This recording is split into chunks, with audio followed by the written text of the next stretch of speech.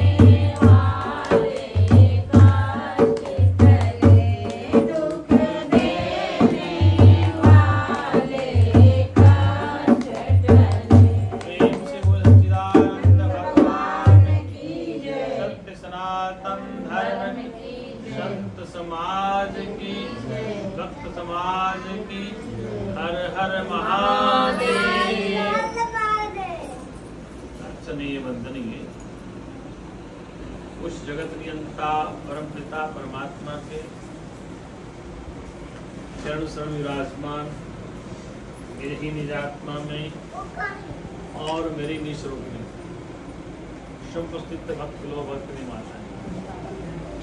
देखो सौभाग्य से मनुष्य मिला है। इस मनुष्य शरीर का मिलना इस तरह का जगत में अति दुर्लभ है, क्योंकि शास्त्रों में इस बात को सिद्ध किया गया है कि मानव शरीर सबसे श्रेष्ठ है। श्रेष्ठ क्यों है? इसका कारण है कि मनुष्य शरीर बाकी जीव जंतुओं से श्रेष्ठ क्यों है कि संसार में 4 प्रकार से शरीर बनते हैं। एक शरीर अंडे से बनता है, एक पसने से बनता है, कि बीज से बनता है, जेर से बनता है। तो देखो अंडे से पशु पक्षियों की शरीर बनी, पक्षियों की, और बीज से पेड़ पौधे। पसने से आपके सिर में जू पड़ जाए, गाय भैंस के रण में चिड़िया घर, वो पसीने और गंदगी से बन जाए। एक शरीर जेर से, मनुष्य का, पशु का जेर से बनता है। इसको शास्त्रों में 84 लाख योनियां कहा। 84 लाख योनियां, मतलब 4 प्रकार से ही शरीर का निर्माण होता है। चाहे अंडे से बने, चाहे बीज से पौधा बने, चाहे जेर से पशु मनुष्य बने, और चाहे पसने से ये आपके शरीर में जू पड़ जाते हैं। इसको 84 लाख योनि में इन्हें सबसे श्रेष्ठ मनुष्य का। क्या कारण मनुष्य का श्रेष्ठ है? मनुष्य को इसलिए श्रेष्ठ बताया कि मनुष्य जैसे हंसता है वैसे कोई पशु पक्षी को अधिकार प्राप्त नहीं हंसने का। तो पहली याद आती हंसने की, जिससे आप हम हंसते हैं ना, ऐसे कोई पशु, कोई पक्षी, कीड़े मकोड़े नहीं हंसते। दूसरा, मनुष्य ही सत्संग सुन सकता है, मनुष्य ही सत्संग कर सकता है, सुनना और सुनना। और जितने भी वेद शास्त्र जो लिखे गए हैं वह मनुष्य द्वारा रचित है और मनुष्य के लिए, चाहे वो कुरान शरीफ हो, बाइबिल हो, वेद हो, गीता हो, जितने भी शास्त्र रचे गए वो मानव के द्वारा। मतलब ये संसार के जितने ग्रंथ हैं वो चाहे शंकराचार्य के रूप में आए, चाहे भगवान कृष्ण के रूप में आए, चाहे भगवान बुद्ध के रूप में आए, चाहे कबीर, रविदास, तुलसी, जो भी आए, इस शरीर को लेके आए और इसी शरीर के माध्यम से सब शास्त्रों की रचना हुई है और इसी शरीर से मुक्ति भी है। तुलसीदास की रामायण कहती है, साधनता मोक्ष कर द्वारा पाए नित्य ही परलोक सवारा। ये शरीर ही साधन है, किसका साधन है? मोक्ष सिद्धांत को समझने के लिए, और किसी भी शरीर को प्राप्त नहीं करने का। इसलिए रावण ने कहा कि बड़े भाग मानुष तन पावा, सुर दुर्लभ सदग्रंथ न गावा, कि बड़े भाग्य से ये मानव शरीर मिला। इस शरीर को प्राप्त करने के लिए देवी देवता अवतार भी लाइन में लगे हैं। एक बार मनुष्य शरीर मिल जाए, क्या मिल जाए? क्योंकि मनुष्य शरीर कर्म करने में स्वतंत्र है। फल इसके हाथ में। मनुष्य जैसे हंसता है वैसे कोई प्राणी नहीं हंस सकता। मनुष्य भगवान को खोज सकता है, मनुष्य भगवान में चर्चा कर सकता है। सत्संग की चर्चा करना, पूजा पाठ करना, हवन करना, कथा करना, कथा सुनना, ये कौन करता है? पशु पक्षी कोई भी शरीर नहीं करता, मनुष्य ही करता है। कौन करता है? इसलिए मनुष्य शरीर सबसे, और मनुष्य ही मुक्ति को सिद्धांत को समझ सकता है। किसी भी पशु पक्षी को मुक्ति के बारे में कुछ नहीं पता कि मुक्ति क्या चीज है। इसलिए आज हम चर्चा करें कि ये सृष्टि कितने प्रकार की। आपको कई बार हमने सत्र में बताया, फिर भी संक्षिप्त रूप से बता रहे हैं कि सृष्टि कितने प्रकार। सृष्टि है 3 प्रकार। कितने प्रकार? एक सृष्टि जो ईश्वर ने बनाई, जिसको मानता है ईश्वर ने बनाया, जैसे आकाश, सूरज, चंदा, तारे, पृथ्वी, सागर, पहाड़, हवा और ये पानी, ये किसने बनाया? ईश्वर। आकाश, वायु, अग्नि, जल और मिट्टी, ये आप हम सबने नहीं बनाए, ईश्वर ने बनाई है। किसने बनाई? ईश्वर। ये मनुष्य द्वारा चीज नहीं। और आकाश में जो तारे हैं, सूर्य है, चंद्रमा है, और निहार का अंतरिक्ष में अभी तक वैज्ञानिक खोज कर रहे हैं, वो जहां तक है वो ईश्वर ने बनाया। क्या बनाए? और इनके अभाव में हवा न हो, पानी न हो, मिट्टी न हो, अग्नि न हो, तो ये हमारा शरीर भी नहीं बनेगा। क्या नहीं बनेगा? हमारा शरीर भी, जिनके भी शरीर दुनिया बने, पशु का हो, पक्षी का हो, कीड़े का, मकोड़े का, मनुष्य, यहाँ तक कि देवी देवताओं के शरीर, कथावाची की बात नहीं करते। अगर शरीर है, फोटो में हमने शरीर देखा राम जी का, कृष्ण जी का, हनुमान जी का, ब्रह्मा जी का, विष्णु जी का, या बुद्ध का, महावीर, अगर जिसका शरीर है, ध्यान सुनना, जिसका शरीर बना हुआ है उसमें 5 चीजें जरूर होंगी। क्या होंगी? उसमें आकाश होगा, जल होगा, मिट्टी होगी, वायु होगी, अग्नि। ये 5 तत्वों से बना शरीर है। किसे बना? तो ये 5 तत्व हमने नहीं बनाए, ईश्वर ने बनाए। अगर हमने हवा बनाई होती, जैसे बिजली भागी हवा नहीं लगती, ऐसी हवा अगर मनुष्य ने बनाई होती, जल यदि मनुष्य ने बनाया होता, तो थोड़ा सा झगड़ा हो जाए किसी का, तो उसकी हवा बंद कर देगा, वोट के मार देगा पड़ोसी। अगर इसके हाथ में हवा हो कि इसको हवा नहीं देनी, जैसे सरकारें लड़ती है ना कि बिजली हरियाणा नहीं दे रहा, पानी हरियाणा रोक रहा है, दिल्ली के लिए पानी, तो ये मनुष्य लड़ने लग रहा, हवा इसके हाथ में। और पानी भी यदि मनुष्य बनाता तो आपस में लड़ता कि मैं उसको पानी नहीं दूंगा, मैं अपना ही पीऊँगा, ये अपने खेत में पानी दूंगा, इसको खेत में। तो हवा, पानी, पृथ्वी भी आपने नहीं बनाई, और आकाश खाली भाग, ये भी आपने नहीं बनाई। अग्नि भी, ये भी आपने नहीं, अग्नि आपने बनाई होती। जैसे सिलेंडर आपके पास है, अग्नि का रूप है, तो आप पहले अपनी रोटी सेकेंगे, फिर दूसरे को गैस दे सकते हैं, पहले अपना काम। तो ये, लेकिन जो सारी सृष्टि में अग्नि है किसी रूप में, चाहे गैस के रूप में है, डीजल के रूप में है, पेट्रोल के रूप में है, या कोयले लकड़ी के रूप में है, जैसी भी अग्नि है तो आपने नहीं बनाई, ईश्वर ने बनाई। क्या बनाई? अगर आप बनाते तो जो अग्नि आपको अच्छी लगे उसको दे दोगे। जैसे आपके पास मान लो कि सिलेंडर की एजेंसी है आपको, तो कंपनी सरकार देती है एजेंसी, लेकिन जिससे आप खटपटो उसको सिलेंडर आप लेट दो, क्या करोगे? टालमटोल करोगे। इसलिए ये 5 चीजें आपने नहीं बनाई, इन पर आपका अधिकार नहीं। आकाश पर, वायु पर, अग्नि पर, जल पर और मिट्टी पर आपका अधिकार नहीं, ईश्वर ने बनाया। ईश्वर ने गेहूं बनाया, क्या बनाया? रोटी आपने बना ली, तो मिली जुली सृष्टि होगी। ईश्वर ने गन्ना बनाया, आपने चीनी गुड़ बना लिया, तो मिली जुली सृष्टि होगी। ईश्वर ने धान बनाया, छिलका आपने उतार लिया, चावल बन गया। उस चावल का जो कुछ बनाओ, आटा बनाओ, पूड़ी बनाओ, ऐसे ही चने का पौधा ईश्वर ने बनाया, आप चने से क्या बेसन बनाओ, फिर बेसन का उस उपयोग करो। मक्का ईश्वर ने बनाई, पेड़ पौधे आपने नहीं बनाए, उस मक्का को आप जैसा उपयोग करें। इसलिए ईश्वर ने जो चीजें बनाई वो आपके काम की है। क्या है? ईश्वर की सृष्टि के बगैर आप हम सब नहीं रह सकते।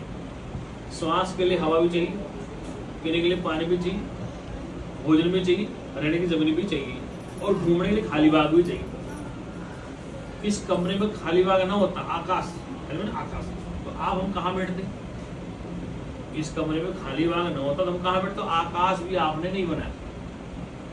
और आकाश मतलब जो बड़ा आकाश, उस पूरे आकाश में पृथ्वी है, उसी आकाश में सूरज है लटक रहा ऊपर, उसी आकाश में चंदा है, उसी में तारे, उसी आकाश में हिमालय पर्वत है, उसी में नदियां हैं, और उसी में सागर है, उसी में पृथ्वी है, उसी में सारी वनस्पति उस आकाश में।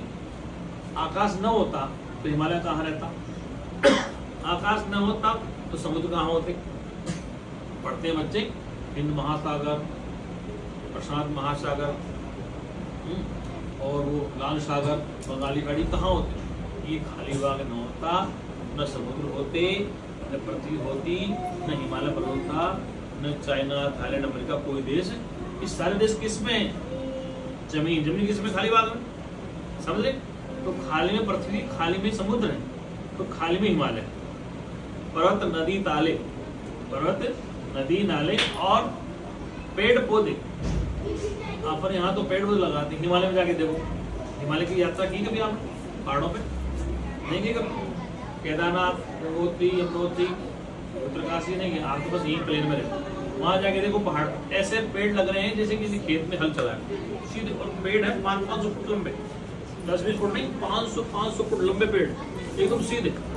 उनके पत्ते नुकीले, जैसे बर्फ गिरेगी पत्ते पे गिरी और कट के नीचे आ गई। अरे पत्ता छोड़ा होता ना तो वो पेड़ गिर जाता। ये भगवान ने वहां की सृष्टि में पेड़ ऐसे लगाए क्योंकि पत्ते नुकीले, जैसे बर्फ गिरी कट के नीचे आ गई। छोड़ा पत्ता ना गिरता है, आप गिरे तो पेड़ टूट जाए। इसलिए वहां की सृष्टि जो भगवान ने बनाई स्पेशल, और वहां पेड़ देखो पहाड़ों पे कौन पहुंचेगा? पे ऐसे लगने से कि सामने हल चलाया हो, फिर व्यूज बोला एकदम सीधे लगा, उनमें फल फ्रूट लगते हैं। तो ये सृष्टि ईश्वर ने बनाई। ईश्वर की सृष्टि आप हम सबको फायदेमंद, नुकसान नहीं देती। ईश्वर की सृष्टि में कोई कष्ट नहीं। अब ईश्वर की सृष्टि में जीव ने अपना दिमाग तोड़ा है। जैसे गेहूं ईश्वर ने बनाया, गन्ना ईश्वर ने बनाया, उस गन्ने से चीनी, गुड़, शक्कर हमने बनाया। गेहूं ईश्वर ने बनाया, उससे आटा हमने बनाया, उसकी पूड़ी बनाओ, हलवा, जो कुछ बनाओ। ऐसे मक्का, बाजरा, जो भी चने इत्यादि। दाल का पौधा आपने नहीं बनाया, ईश्वर ने बनाया। उस दाल से तुम पकौड़ी बनाओ, सब्जी बनाओ, कुछ। तो ईश्वर ने जो चीज बनाई उसको मनुष्य अपने हिसाब से बोले। जैसे ईश्वर ने कपास का पौधा बनाया। क्या बनाया? कपास का पौधा बनाया, और कपास निकला, उससे रुई किसने बनाई? आपको रुई से धागा किसने बनाया? कपास में रुई है तो ईश्वर ने बनाई, और उस रुई से धागा हमने बनाया। फिर कपड़ा बना के हम कपड़ा पहनते हैं। तो कपास का पौधा, कपास की रुई तो ईश्वर ने बनाया, और उस रुई से आगे धागा हमने बनाया। तो मिली जुली सृष्टि। तो धागा बनाई, कपड़ा हमने पहन लिया, तो ये मिली जुली सृष्टि है, ये दुखदाई। अच्छा, ईश्वर ने पति का शरीर, माँ का शरीर, पुत्र का शरीर बनाया। ईश्वर ने बनाया सारे शरीर, पिता का शरीर, पुत्र का। अब क्या है कि गलती क्या कर, पिता का शरीर, माता का शरीर ईश्वर ने बनाया, पति का शरीर ईश्वर ने बनाया, तो वहां तक कोई दुख नहीं था कि पति का शरीर ईश्वर ने बनाया, लेकिन पति मेरा हो गया या पत्नी मेरी, तो ये सृष्टि बन गई जीव। पति का शरीर ईश्वर ने बनाया, माता पिता के शरीर से बना, और उस पर अधिकार कर, लेकिन पति मेरा हो गया, पत्नी मेरी हो गई। अब क्या हुआ? अब जब अधिकार बन गया तो फिर दुख वाली सृष्टि बन गई। दुख कहाँ हुआ? दुख पति ने नहीं दिया, न माता पिता ने दिया, न पत्नी, दुख कोई नहीं देता। काऊ नहीं कछु सुख दुख कर दाता, निज कृत कर्म भोग सो न भ्राता। कोई किसी को सुख दुख नहीं देता। ये लक्ष्मण जी कह रहे हैं निषाद दास से रामायण में कि भैया कोई किसी को दुख सुख नहीं। दुख कहाँ आया? जो ईश्वर की चीज थी उसको आपने बेईमानी से अपनी मान ली। क्या मान ली? बेईमानी से। ईश्वर ने मिट्टी बनाई, क्या बनाई? और जीव ने ईंट बना ली, और ईंट बना के मकान बना लिया, तो जीव से सृष्टि होगी। अभी मकान हमें आराम से धूप से बचा रहा है, बरसात से बचा रहा है, गर्मी से बचा रहा है और ठंड से बचा रहा। तो ये मकान हमें कष्ट नहीं दे रहा। क्यों नहीं दे रहा? इसमें सारा सामान ईश्वर का है, मिट्टी से बने ईंट, सीमेंट, सरिया सब। अब ये मकान तो अभी तक नहीं दे, तो कब देगा? जब ये मकान मेरा हो जाए। क्या हो जाएगा? तो मकान मेरा हो, तो ये मकान मेरा, ये दुकान तेरी। ये संसार में जीव की सृष्टि उत्पन्न होती, और जीव की सृष्टि ही दुख का कारण है। ईश्वर ने दुख नहीं दिया है। ईश्वर और जीव ने जो सृष्टि मिलकर बना, उसमें दुख नहीं है। क्या नहीं? दुख कहाँ होता है कि उस संसार में जो ईश्वर ने जो चीज बनाई है, ये गिलास यहीं से बना, यहीं से बना, और गिलास मेरे पानी पीने का हमारा, यहीं से धातु बनी, गिलास बना, मैं पानी पी रहा हूँ, कोई दिक्कत नहीं है। एक दुख कब होगा? जब ये गिलास मेरा हो जाएगा। क्या जाएगा? ये गिलास मेरा हो गया और मैं इसका मालिक हो गया।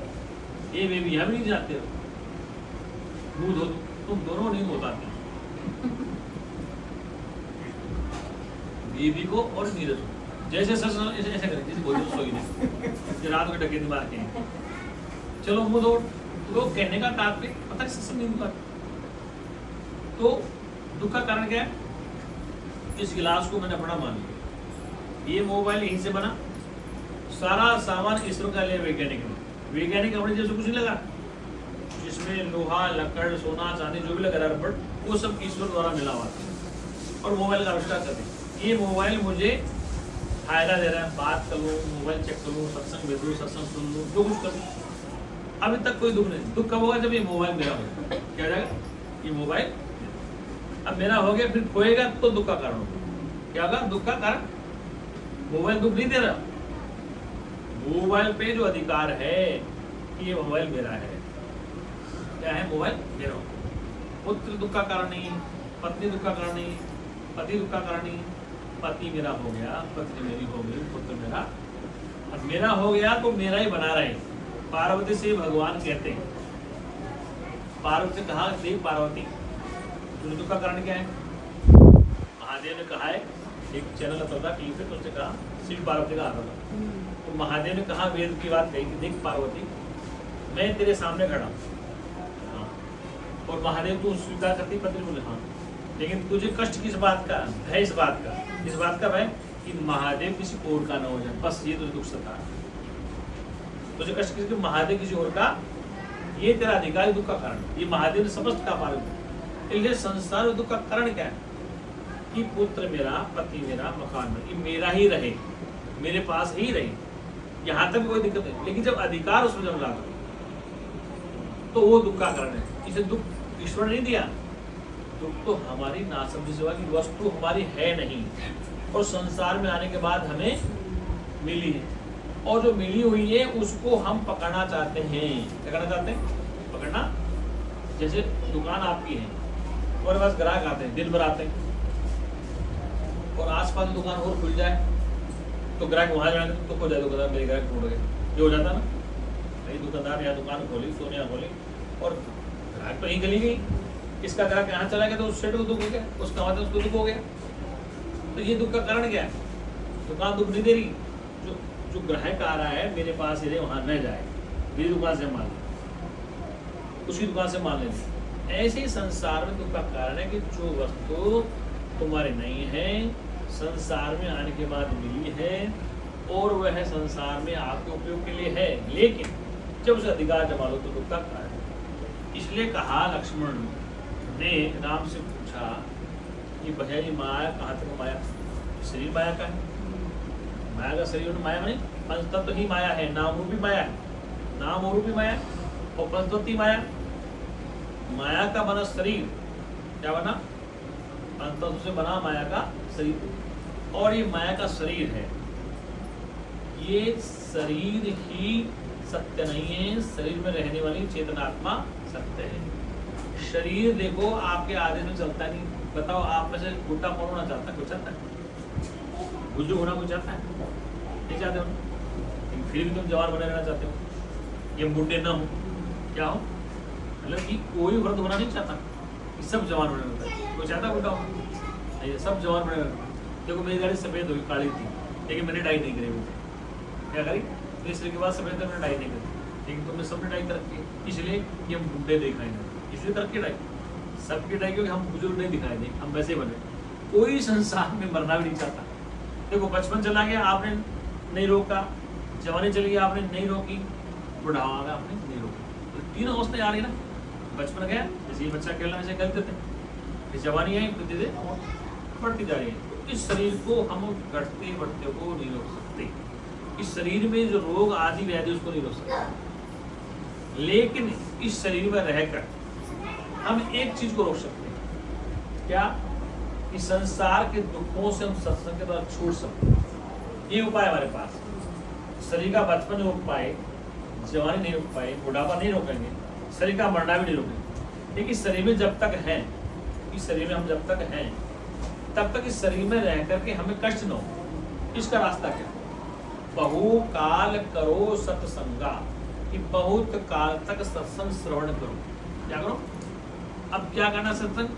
कि ये शरीर और तुम दो चीज, पहले सुनो, शरीर क्या है?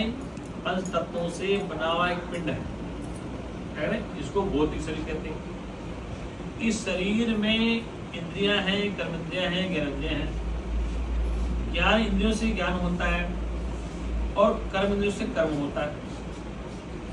हाथ पैर से कर्म होता है, आंख से ज्ञान होता है, सबका अपना कर्म है। और इस शरीर के अंदर एक शरीर और है जिसको कहते हैं सूक्ष्म शरीर। क्या कहते हैं?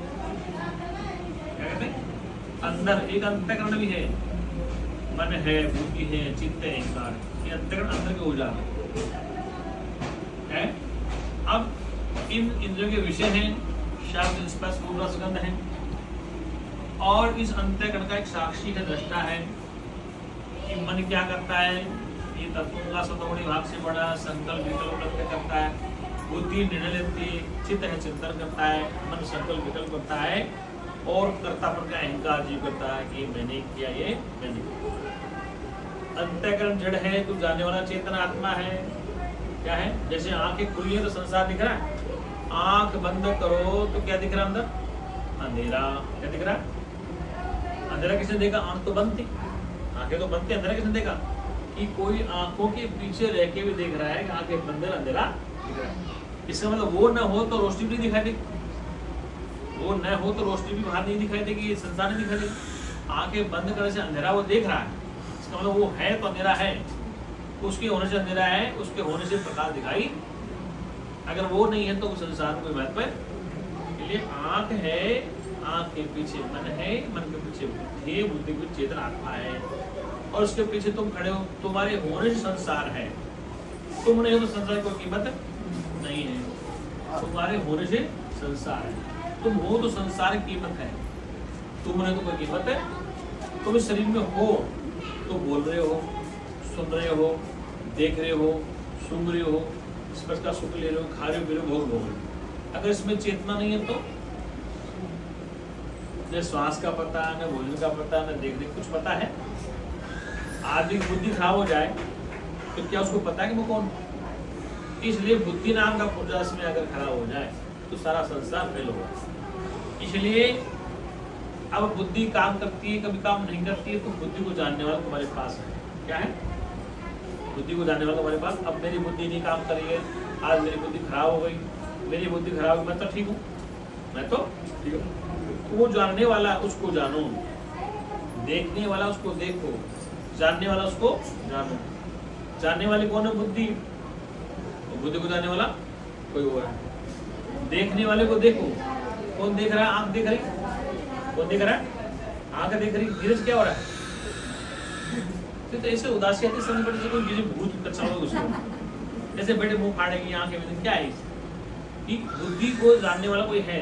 देखने वाले को देखो, जो देख रहा है आंखों से उसको देखो, जो जानना उसको जानो, जानने वाले को जानो, देखने वाले को देखो, जो देखने वाला है उसको देखो। देखता कौन? आंख से, आंख देखती है, आंख के पीछे कोई और देखता है। जो समझता है और समझने वाले को देखो, जो जानता है उसको जानने वाले को जानो। जानता कौन है? बुद्धि जानती, तो बुद्धि को जानने वाले तुम हो, तो बुद्धि के तुम साक्षी हो। इसलिए कुल मिला के तुम कौन हो? तुम सत्य, तुम चेतन, तुम आनंद, तो तुम ज्ञान स्वरूप, तुम ही आत्मा। तुम कौन हो? अजो नित्य शाश्वतो पुराण न हनते न हन माने शरीर। तुम कौन हो? तुम शरीर नहीं हो, तुम शरीर में इंद्रिया भी नहीं हो, तुम कर्म इंद्रिया भी नहीं हो, तुम मन भी नहीं हो, तुम बुद्धि भी नहीं हो, तुम चित्त भी नहीं हो, तुम अहंकार भी नहीं, क्योंकि सबको तुम जानने वाले। तुम कौन? अजो नित्य, मैं अजन्मा नित्य हूँ, शाश्वत हूँ, सनातन हूँ, चेतन हूँ, ज्ञान स्वरूप हूँ, आनंद स्वरूप हूँ, अजन्मा हूँ। मतलब मेरा जन्म नहीं होता। जन्म किसका? मेरे शरीर का जन्म, मेरे शरीर का जन्म, मेरा शरीर बढ़ना, जवानी और मर जाना, मेरे शरीर का जन्म मरण है, मेरा जन्म मरण। ऐसा अगर तुम ज्ञान समझोगे तो जो जड़ चेतन ग्रंथि पड़ गई, तुलसीदास कहते हैं जड़ चेतन की ग्रंथि पड़ गई, यदि प्रसाद छूटत कठिनाई, जड़ और चेतन की ग्रंथि पड़ गई है। क्या कर गई? यदि प्रसाद छूटत कठिनाई, जड़ शरीर और चेतन आत्मा, इन दोनों की गांठ पड़ गई। जड़ चेतन ग्रंथि, इसको कहते हैं चीजड़ ग्रंथि। क्या कहते हैं? चीजड़, जड़ और चेतन की गांठ क्या पड़ गई?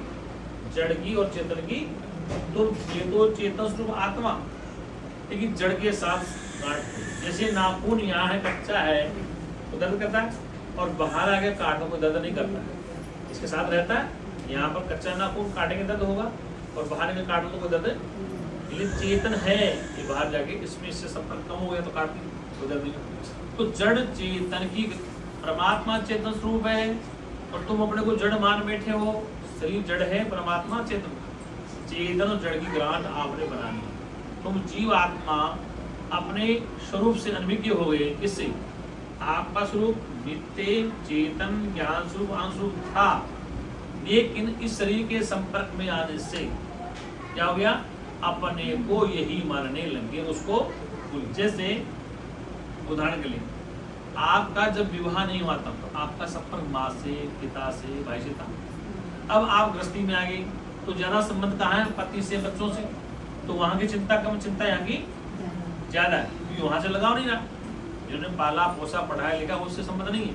तो एक अजनबी गांव में गया, वो तो पकड़ लाया और जीवन उसके साथ रहे। मतलब कि माँ बाप ने पाला पोसा 20-25 साल की तरह। एक बार एक व्यक्ति गया अजनबी, उसके साथ आपने सोचा नहीं काटेगा, मारेगा, क्या करेगा? फटाफट आके सरेंडर कर दिया। काट रहे आगे तो क्या? वो तो आया था 200 आदमी साथ लेके, तुम अकेली आएगी बस तुम्हारी। वो तो 100-200 बराती लेके गया था, डरता था अकेला, अगले मतलब क्या हो जाए। अब तुम अकेली आई रह रही हो राज में, तो उस घर को भूल गई, इसको सत्य मान लिया। क्या मान लिया? ठीक इसी प्रकार से तुम अपने गुरु को भूल गए, अपने असली बाप को भूल गए, नकली में फंस गए। इसलिए परमात्मा किसे कहते हैं? जिससे सब बनता है, जिसके सारे सब रहता है, जिसमें सब रहता है। जैसे चीनी से बने खिलौने चीनी से अलग नहीं है, चीनी में कल है। सोने से बने आभूषण सोने से अलग नहीं, सोना ही है। मिट्टी से बने बर्तन मिट्टी से अलग नहीं, मिट्टी है। कपड़े से, कपास से बने हस्त वस्तु कपड़ा ही है, कपास से अलग कुछ नहीं। ऐसे परमात्मा से बनी सृष्टि परमात्मा रूपी है, दूसरी अलग है। ये समझाने के लिए कहा जाता है कि पहले वेदांत अपवाद करता है। क्या कहता है? तो शरीर नहीं है। अच्छा, शरीर में क्या चीज़ है? 5 चीज़ें, आकाश है, वायु है, अग्नि है, जल है, मिट्टी। तो ये भी नहीं है, तो इनको जानने वाला। फिर कहते जानने वाले को जानो। जानी हुई जानी वस्तु से अलग नहीं होती है। अब 2 चीज होगी ना, अब मिट्टी आकाश वायु अलग हो गया, तुम जाने वाले। इसलिए आपको लास्ट में ये समझना है कि जो सोने से बनी चीजें सोने से अलग नहीं होती हैं, मिट्टी से बनी वस्तुएं मिट्टी से अलग नहीं होती हैं, जो वही होती हैं। इसलिए तुम वही हो। तुम जब आदि में सत्य था, क्या था? सत्य परमात्मा था। सबसे पहले अलग एक नाम और रूप से रही सत्य परमात्मा था, और जो सबसे पहले होता है नाम रूप से रही सत्य परमात्मा, तो अंत में वही रहता है, बीच में से अलग कोई नहीं रहता है। जैसे मिट्टी पहले मिट्टी थी, फिर बने बर्तन, सकोरा, सुराही बने, मटके बने, और जब फूट गए तो क्या बने? तो पहले मिट्टी, अंत में मिट्टी। तो बीच में जो दिख रहे हैं वो भी मिट्टी से अलग नहीं है। ऐसे पहले सत्य परमात्मा, अंत में सत्य परमात्मा, तो मध्य से अलग कुछ भी। इसलिए आप वही हैं। आप वेदांत इसलिए कहता है कि आप इस पर आसक्ति न करें, इसलिए कहता है कि तुम उससे अलग कुछ भी नहीं, नाराष्ट किंचन है, नहीं उस एक परमात्मा से अलग कुछ भी वस्तु अलग है। अब ये समझना कि जल से बनी हर वस्तु, बर्फ जल से बनी, किससे बनी? बर्फ जल से बनी, जल से अलग कभी नहीं। लेकिन उसका कारण है कि बर्फ की सिल्ली किसी को मार दे तो सिर फोड़ देगी, क्या कर देगी? विशेष गुण आ गया। अच्छा, अगर पानी गर्म करके डाल दे तो जला देगी, विशेष गुण आ गया। बर्फ बनेगी तो सिर फोड़ देगी, गर्म पानी के तो जला देगी। अगर वो नॉर्मल हो जाए बर्फ, अपनी पूर्व अवस्था में जाएगी, ठंडा हो जाए उस अवस्था में, तो आपको सामान्य अवस्था में 30 रूप का बोध होगा। बर्फ बनी तो विशेष गुण आ गया, ठंडी हो गई, किसी के सिर पे मार दे तो फोड़ देगी सिर, और उसी पानी को गर्म करके किसी फेंक दे तो जला देगा। लेकिन वो पानी गर्म भी ठंडा हो जाए, बर्फ भी पिघल जाए, कहाँ जाएगा? अपनी पूर्व अवस्था में। तो आपका पूर्व शरीर क्या है? वही है। इसलिए आप स्पेशल बन गए, किसी के माता पिता भाई बंधु बन गए, स्पेशल बन के दिख रहे हैं। क्या माने? ये देखो मैं मोटा हूँ, मैं पतला हूँ, मैं दाढ़ी वाला हूँ, मैं स्त्री हूँ, पुरुष हूँ। लेकिन जब खाक सबकी हो जाती है, क्या सबकी खाक एक जैसी होगी? क्या होगी? शमशान घाट में देखना जाके, राजा रंगपति सब जलते मरते हैं, तो सबकी राख छाड़ना कि राजा कहाँ है, समय रानी कहाँ है, भिखारी कहाँ है, गोरा कहाँ है, काला कहाँ है, रूपवान कहाँ है, रूप कहाँ है, कहीं मिलता है उसमें? क्या मिलते है उसमें? सबकी एक जैसी होगी, सुंदरता उसकी भी, कुरूपता उसकी भी, राजा की भी, रानी की भी, और राजकुमार की भी, और मैत्राणी की भी, सबकी राख एक जैसी होगी। जिससे आए तो उसी में ले हुए, और फिर राख बनेगी तो राख होगी एक जैसी होगी, तो फिर थोड़ी। हाँ, जब तक आप राजा हैं चक्रवर्ती, तो आपको शमशान आपको सजा ले जाएगा। क्या करेंगे? ये बच्चे लोग बैठो, जब राजा की सवारी जाएगी तो शमशान घाट, वो महाराजा धीराज जा रहे हैं तो सजाएंगे फूलों से, सब कुछ चादर में के बड़े बड़े लोग हैं। लेकिन जब अग्निदेव के पास जाएगा राजा, तो अग्निदेव सबके साथ समान व्यवहार करता है, वो कोई भेद नहीं करता। अग्निदेव जब जलेगा ना, तो सबको समान रूप से भेद नहीं करता। राजा को भी जलाएगा, उसको भी जलाएगा, रानी को भी जलाएगा, और जला के सबको राख कर देगा। क्या कर देगा? तो वहां भेद खत्म हो गया। क्या हो गया? तो पहले राख से तो बने थे, और अंत में राख में चले गए। बीच में हम मूंछों वाले, हम गोरे, हम काले, हम बड़े छोटे, ये लबड़ा बीच का तो है, या उसकी पहले कोई है? इसलिए उसको समझो कि हमारी पूर्व स्थिति क्या आती है, तो वही होने वाली है। इसलिए तुम कौन थे? तुम सत्य का आनंद रूप में थे, लेकिन आपने अपने को शरीर मानकर, इस शरीर का जो गुण धर्म है, जमने का, बढ़ने का, सड़ने का, बीमार होने का, मरने का, वो चेतन आत्मा में आरोपित कर दिया। क्या कर दिया? अब दुखी क्यों हो गए? कि आपने अपने असली बाप की विस्मृति कर दी। असली पिता था उसको भूल गए, और नकली पिता नकली शरीरों में लग गए। इसलिए इनसे जो सुख मिलता नकली मिलता, असली मिलता। क्या मिलता? अगर भूख मुझे लग रही है, तो मुझे अगर सीमेंट की रोटी बना तो क्या भूख मिटेगी? तो गेहूं की बाजरे की चाहिए बस, तभी तो भूख मिटेगी। किसी लड़के की शादी नहीं हो रही, मान लो, और रबड़ की गुड़िया दे दी गई, इसकी शादी कर ले, तो क्या जीवन काट लेगा? किसी लड़की की नहीं हो रही, तो रबड़ का गुड्डा दे तो क्या जीवन काट लेगी? इसलिए पति भी असली चाहिए, पत्नी भी असली चाहिए, रोटी भी असली चाहिए। अभी मोदी जी ने नोट बंद कर दिए 500 के 1000 के, तो वो बाजार चलना बंद हो गया। नोट तो था और उसकी कोई वैल्यू नहीं। ऐसे ही हमें असली भगवान भी चाहिए, पति भी असली, पत्नी भी असली, भगवान भी असली, रोटी भी असली। जैसे किसी माता बहन को बच्चा नहीं, उसको एक रबड़ का गुड्डा दे दो, तो क्या उसको चैन मिल जाएगा? चलो रबड़ का मत दो, किसी बहन बेटी का ला के तो उसकी बहन का दे दो, क्या उसको चैन है? उसको चैन नहीं है।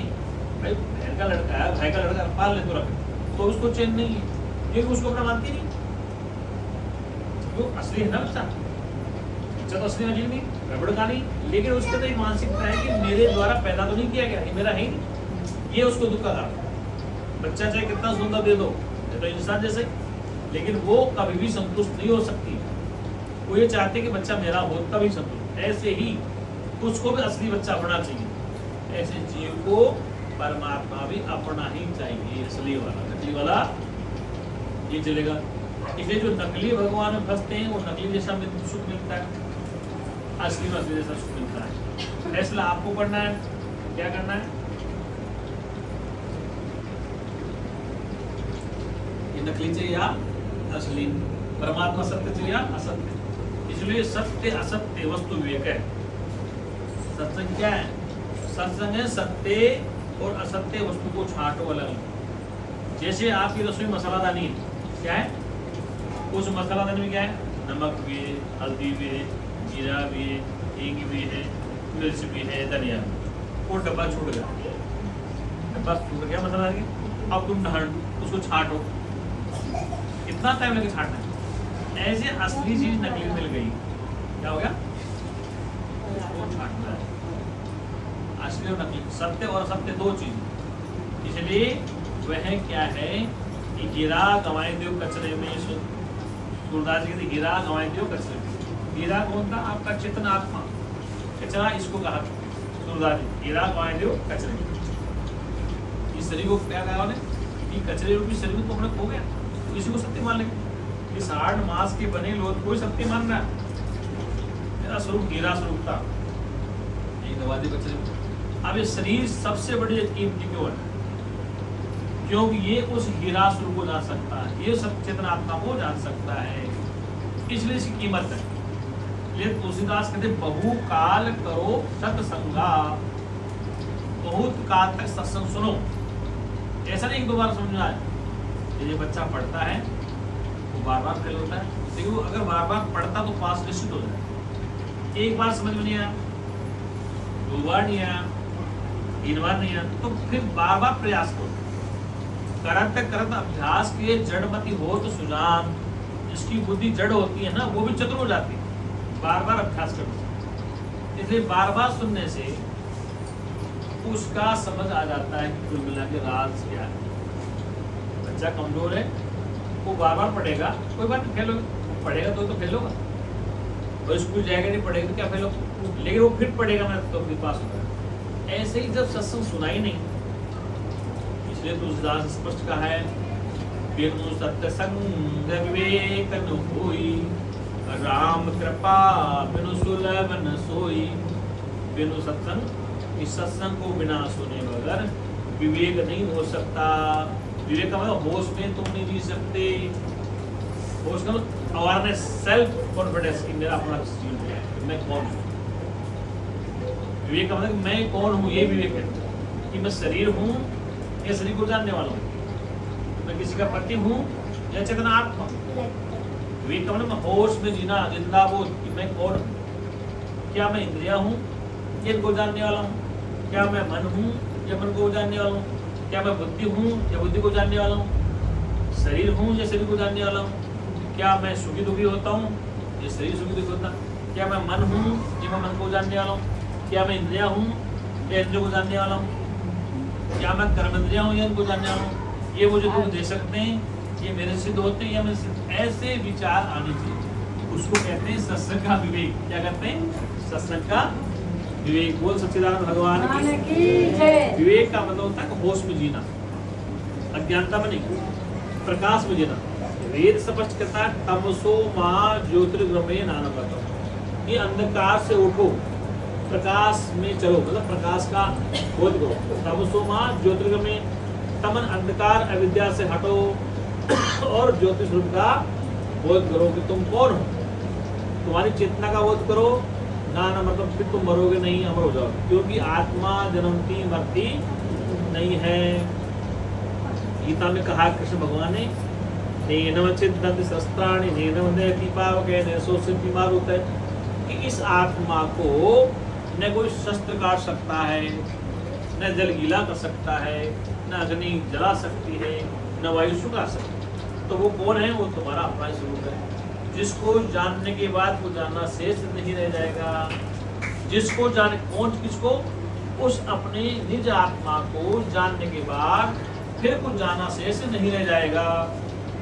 कौन है वो, आपका निज स्वरूप है, आपका स्वरूप है, स्वस्वरूप है, आपका अपना आत्माराम है। उसको जानने के बाद फिर कुछ जानना शेष नहीं रह जाएगा। इसलिए उसी को जानने के लिए ये मनुष्य शरीर मिला है, और बाकी संसार का। अब तुम कहोगे कि महाराज उसको जानने से फायदा क्या? अरे पति को जब तक नहीं जानोगे, ट्रक में चाबी नहीं मिलेगी तो जरूरी। पति घर में आए, सरेंडर कर दिया तो चाबी देगा हाथ में। इसलिए परमात्मा को जानना है तो पूरा सरेंडर करना पड़ेगा, फिर सारा माल तुम्हारा ही। तो क्या है ये सारा माल? जब तक जानोगे, जाने बिन होए प्रतीति, बिन प्रतीति होए नहीं प्रीति। जब तक नहीं जानोगे तब तक चैन नहीं मिल सकता। ये जानना जरूरी है, मानना नहीं है। मानना, आपने पति को जाना है, माना नहीं कि मेरा पति है, फोटो को मान लिया, ऐसा नहीं माना नहीं है। पति को जाना है, उसका नेचर कैसा है, उसका हावा, तब जाना है। उसने आपको जाना है तो मालकन बनाएंगे, तो आपको चाबी दी। पहले पति को मानना नहीं, जानना। ऐसे ही ईश्वर को मानना नहीं, जानना है। क्या करना है? जानना है। ईश्वर निराकार भी नहीं है, ईश्वर साकार भी नहीं है। निराकार और साकार दोनों को जानने वाला है। निराकार भी एक शब्द है, साकार भी एक शब्द मात्र है। इसलिए निराकार और साकार से परे चेतनात्मा। तो निराकार और साकार दोनों को जानने वाला परमात्मा वो सच्चिदानंद भगवान की जय। अपने राम रिझाऊं, अपने राम रिझाऊं, मैं अपने राम रिझाऊं, अपने राम, अब मैं अपने राम रिझाऊं,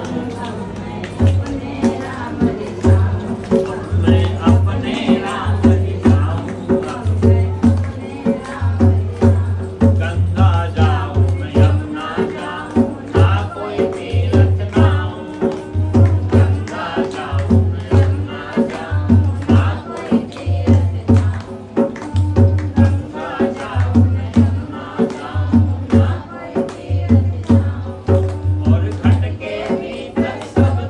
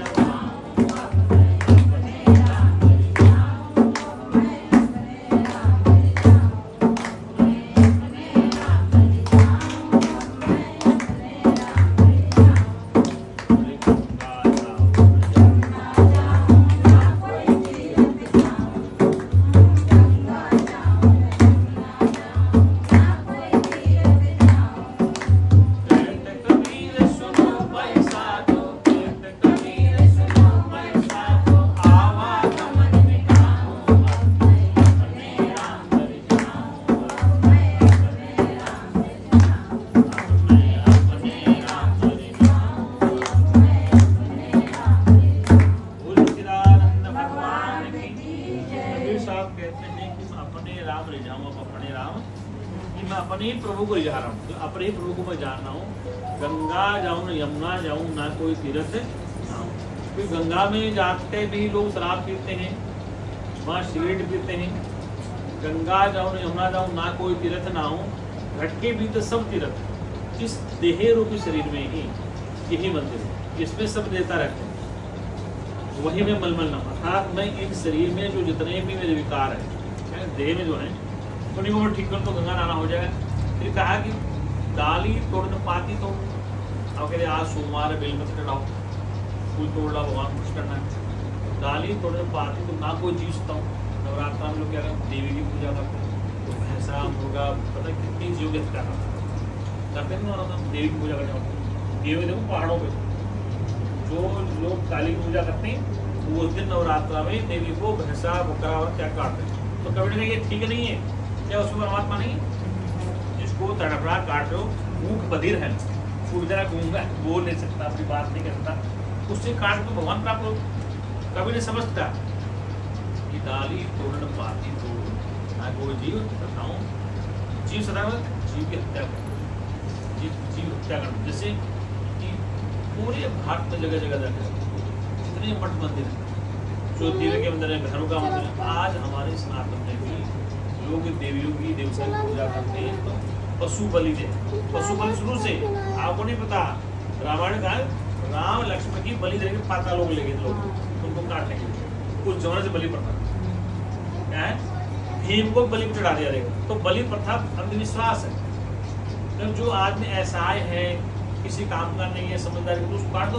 कि बलि प्रथा काटने से भगवान कुछ नहीं, कभी समझता कि मंदिर जाऊं मस्जिद जाऊँ, शायद कभी सुनो वैसा तो आओगा नहीं। एक तो मस्जिद में जाओगे, वहाँ क्या करते हो, अब जैसे बकरा ईद आएगी, ये पशुओं काटते हैं, तो इनके मस्जिद पशु चढ़ाए जाते हैं, क्या है ना।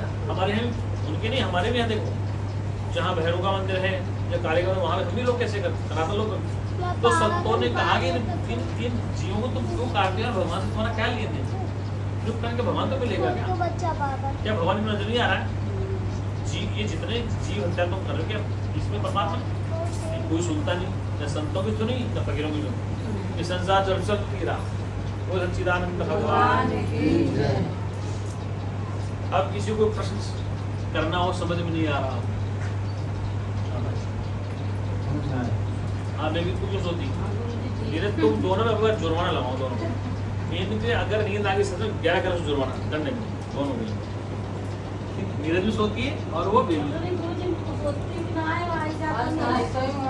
आज वो तो डांट दिया मैंने, ऐसे करके बैठे तो बेट एक मंत्र बोला ना, जैसे बहुत थकी गई, इसे सारा 10 माह से सोई नहीं, दो को नींद आती।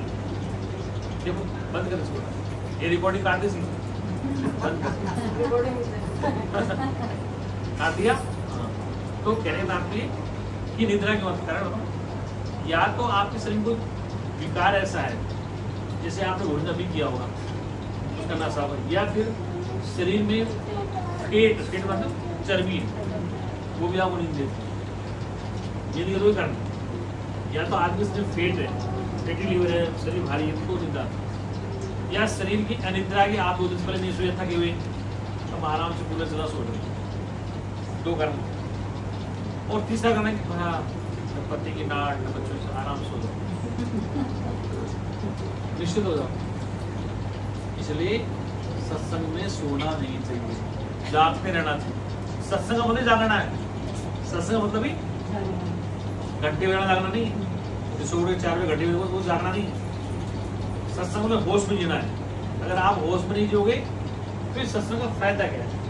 एक मेरे पास एक भगत था, वो नागपुरा चेतन था, मोटा किसी और से प्रोटीन वो जाते मोटे प्रसाद बांटते, वो सत्संग सुन, अरे गुरुजी आज क्या सुनता, तो पूछता पता क्या सुना, उसकी मोटी मोटी समझता नहीं, वो ना कुछ चीज को पकड़ता नहीं है कि क्या कहना, सुनता नहीं हो, और सुनता तो याद नहीं रहता।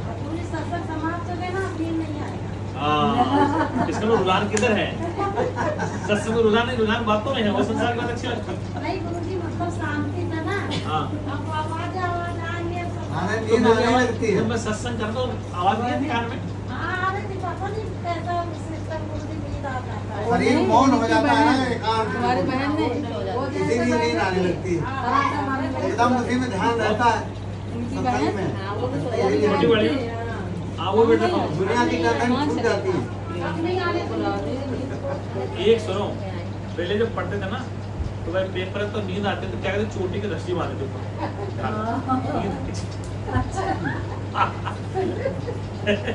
चोटी बांध दो और नींद आई करते।